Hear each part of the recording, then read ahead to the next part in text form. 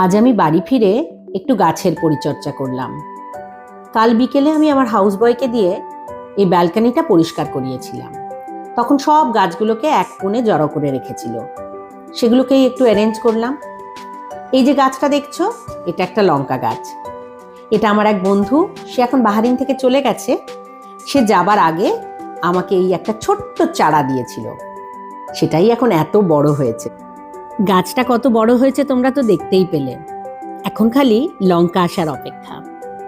লঙ্কা আসলে আমি তোমাদের সাথে শেয়ার করব। আর আমার যে বন্ধু গাছটা দিয়েছে ওর সাথে তো শেয়ার করতেই হবে। বাইরের গাছগুলোর কাজ সেরে আমি ঘরে চলে এলাম। এবার ঘরের গাছগুলোকেও একটু দেখে নিলাম। ঘরের গাছগুলোকেও জল দিলাম, একটু সার দিলাম। তারপরে আমি আবার এই গাছগুলোর একটু জায়গার পরিবর্তনও করলাম।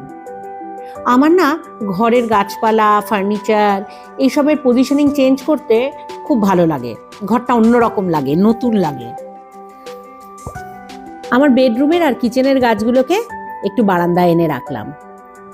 আজ তো একদম রোদ নেই, তাই জন্য ভাবলাম এদেরকে বারান্দায় রাখি, এরাও একটু হাওয়া খাক। আজ এখনো পর্যন্ত কিচেনে আমার ঢোকাই হয়নি, 1টা প্রায় বেজে গেছে। এই মাছটা আজ আমি স্কুল থেকে ফেরার পথে কিনে এনেছিলাম। এটার নাম বুলেট মাছ। এটা সমুদ্রেরই মাছ, কিন্তু এর গন্ধটা খুব তীব্র নয়। এই মাছটা আবার একটা ছোট ছোট সাইজেরও পাওয়া যায়। আমি যদিও আজ বড়টাই এনেছি, মানে বড়টাই পেয়েছি, তবে ছোটটাও আমার কিন্তু খুব ভালো লাগে। ছোটটা না আমাদের দেশের বাটা মাছের মতন একদম, কাঁটাটা কম বাটা মাছের থেকে। ওটাকে যদি জিরে আর আদা দিয়ে বানানো যায়, একদম বাটা মাছের ঝোল মনে হয়। আজ এটা কেমন করে বানাবো সেটা এখনো ভাবিনি। সবে এখন ধুয়ে নিলাম, একটু আঁশ ছাড়িয়ে নিলাম। এরা ভালো করে পরিষ্কার করে দেয়, তবে মাথার কাছে আর লেজার কাছে অল্প আঁশ থেকেই যায়, সেগুলো একটু নিজেকে করে নিতে হয়। তারপরে নুন, হলুদ আর সর্ষের তেল দিয়ে ম্যারিনেট করে রেখে দিলাম।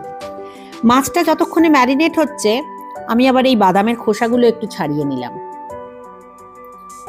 এসব করতে করতে না আমার রান্না করার ইচ্ছাটা চলে গেল, আর খাবার ইচ্ছাও চলে গেল। আমার আর রান্নাও করতে ইচ্ছা করছে না, খেতেও ইচ্ছা করছে না। তাই ভাবলাম আজকে একটু চাই খেয়ে নিই। অলরেডি বেজে গেছে প্রায় 2:40। এখন কখন রান্না করব আর কখন খাবো। আদা দিয়ে মশলা দিয়ে একটা চা বানিয়ে নিলাম, আর সঙ্গে কালকে রাতের পরোটা একটা ছিল, সেটাও নিয়ে নিলাম। আমার কিন্তু পরোটা চায়ে ডুবিয়ে ডুবিয়ে খেতে খুব ভালো লাগে, তাই পরোটা আর চা নিয়ে বারান্দায় চলে গেলাম। ওয়েদারটা খুব ভালো আজকে। তবে আজ চলি, টাটা।